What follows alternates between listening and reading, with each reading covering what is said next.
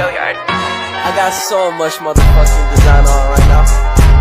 Break it down, bring it back, make it clap. I got 3 old thoughts, new block, wear that thing. Bitches on my line, and you know. Assalamualaikum warahmatullahi wabarakatuh. Perkenalkan, saya Imelda. Saya Kahanaya.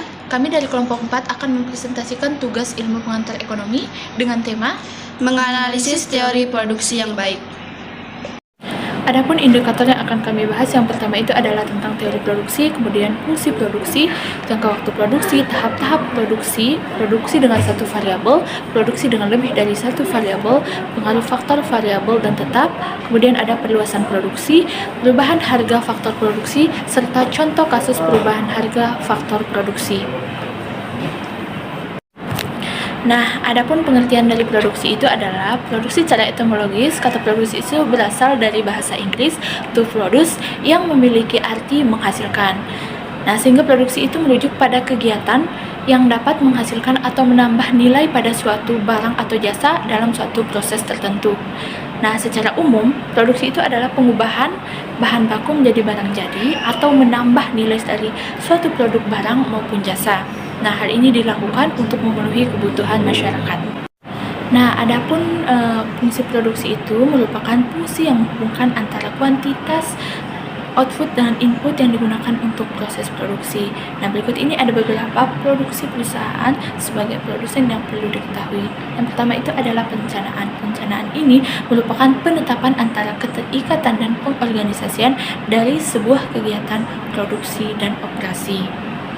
Kemudian yang kedua itu adalah pengolahan. Nah, dalam dunia usaha seringkali proses ini itu dianggap sebagai metode atau teknik yang digunakan untuk pengolahan masukan atau input. Yang ketiga ada pengendalian dan perawatan. Nah, salah satu fungsi untuk menjamin terlaksananya kegiatan sesuai dengan yang direncanakan, sehingga tujuannya itu adalah untuk penggunaan dan pengolahan masukan. Kemudian yang keempat itu adalah jasa penunjang. Nah, jasa penunjang ini merupakan salah satu sarana yang berupaya untuk pengorganisasian yang diperlukan untuk menetapkan teknik dan metode yang dilakukan.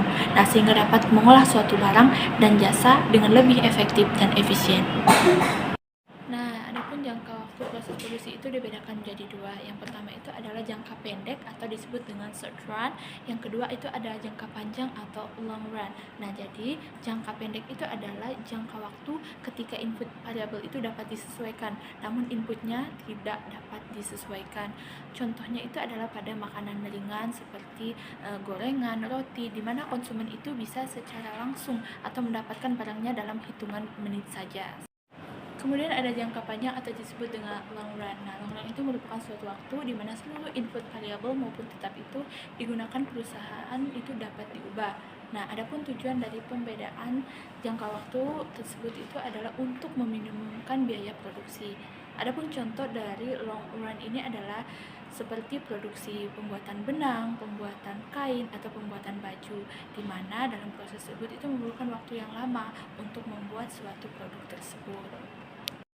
Nah, kemudian adapun tahap-tahap produksi. Yang pertama itu ada planning atau perencanaan. Nah, tahap ini itu membantu untuk menentukan tujuan dan bagaimana tujuan produksi itu dapat dicapai dengan baik.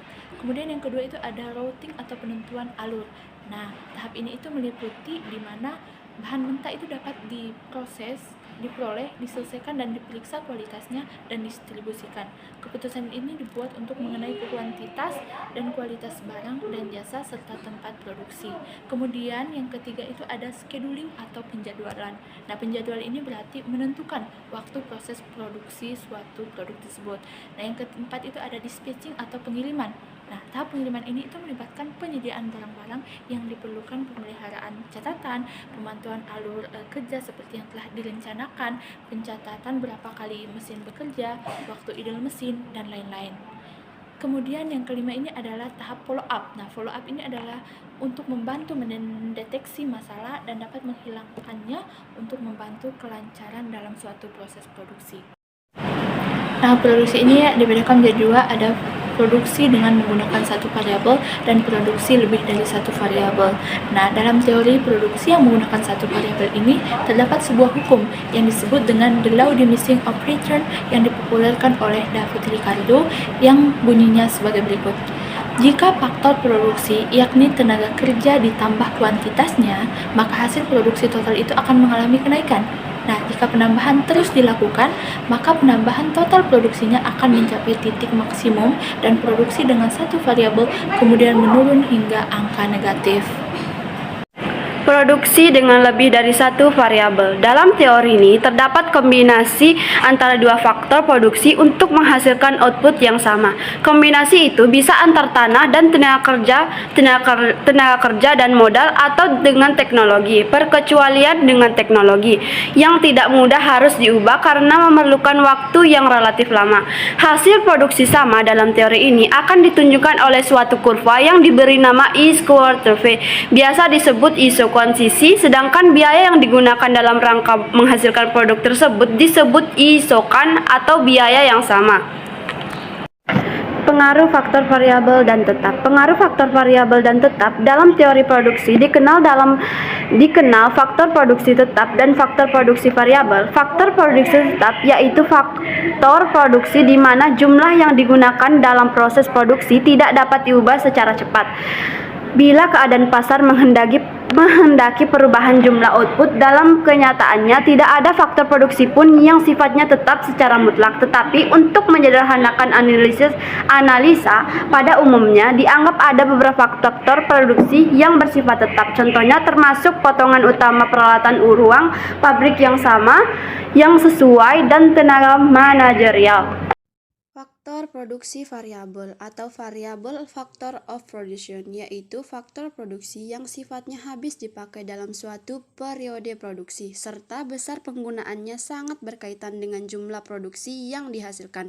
Contohnya yaitu pakan, bahan baku, dan lain-lain. Produksi. Pengertian garis perluasan produksi adalah isoklin yang menunjukkan tingkat output yang akan dihasilkan bila harga produksi tetap tidak berubah.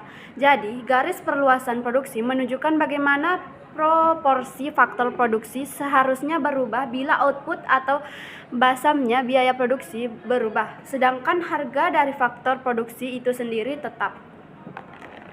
Perubahan harga faktor produksi. Jika salah satu faktor produksi berubah, maka akan memunculkan efek substitusi dan efek produksi. Contohnya, apabila harga upah tenaga kerja mengalami perubahan, misalnya karena peraturan pemerintah yang menaikkan gaji UMR atau upah minimum regional. Adapun beberapa faktor yang mempengaruhi terjadinya gejolak harga pasar, di antaranya adalah: pertama, permintaan terhadap barang bertambah sedangkan jumlah barang atau jasa terbatas.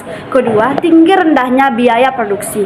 Ketiga, pandangan masa depan dari produsen atau konsumen. Keempat, produsen mengetahui selera konsumen. Kelima, penawaran terhadap barang atau jasa bertambah sedangkan daya beli konsumen tetap atau berkurang. Adapun contoh kasus perubahan harga dan faktor produksi. Salah satu masalah terbesar yang muncul dari kenaikan harga BBM adalah kekhawatiran akan terhambatnya pertumbuhan ekonomi karena dampak kenaikannya harga barang dan jasa yang terjadi akibat komponen biaya yang naik.